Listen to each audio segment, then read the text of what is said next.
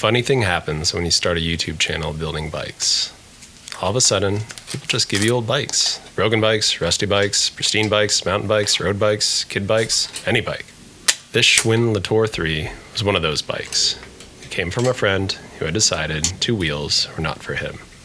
He had a history of bad luck, crashes, broken bones, road rash, and busted bicycles.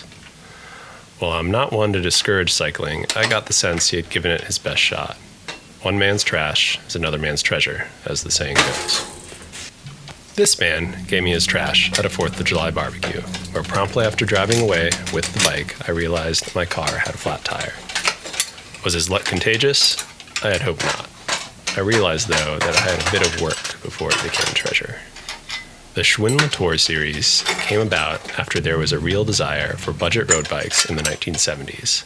Like many of its competitors, Schwinn had the bike made in Japan by Panasonic and branded it as a Schwinn-approved bike. It was a hit, and by 1978, the Le Tour III arrived. This particular one in a rather striking pearl orange. This pearl orange Le Tour III came with stem-mounted friction shifters, brake extension levers, and a 2x7 drivetrain. That rear cog count didn't come from the factory. It looked to be an upgrade by a local bike shop. The reason for this upgrade had been explained to me. My friend generously gave someone a ride on his cargo rack after, not too long though, the 40-year-old hub crumpled along with the cargo rack itself. He took it to a bike shop where, due to the 27-inch wheels, they opted to relace the rim to a new Claris hub with the smallest number of gears they could, 7. Luckily, the bike has friction shifters, so they didn't need to replace much else. There were also a lot of doodads on this frame. The previously mentioned bent cargo rack, a heavy kickstand, a bike lock mount, a completely different bike lock, reflectors, the full commuter special. Not to mention all of the clamps used for cable routing, something modern bikes usually have integrated into the frame. I had a vision for this bike that, in part, has set the path for this channel. This may not be an original idea, but I felt like it has been a good guiding philosophy for me when dealing with cheap older road bikes. Make them easy to use for new or casual cyclists. Why? These are most like the buyers of cheap older bikes. How do I do that? I'm happy to share.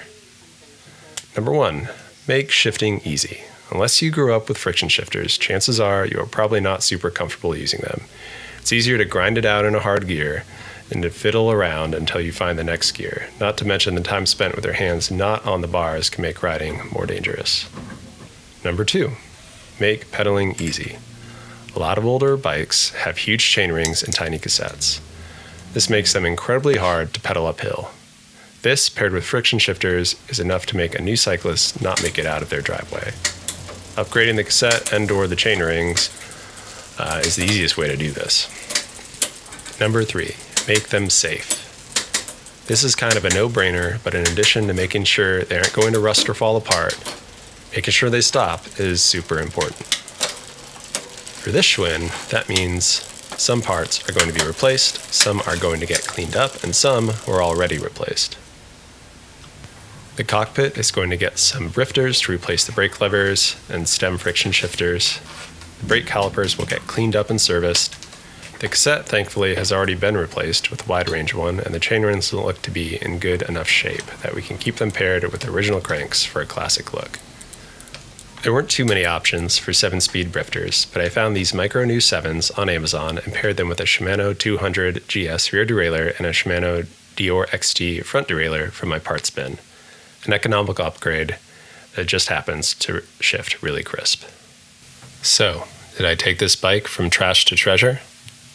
Well, the buyer came from Treasure Island, so you tell me.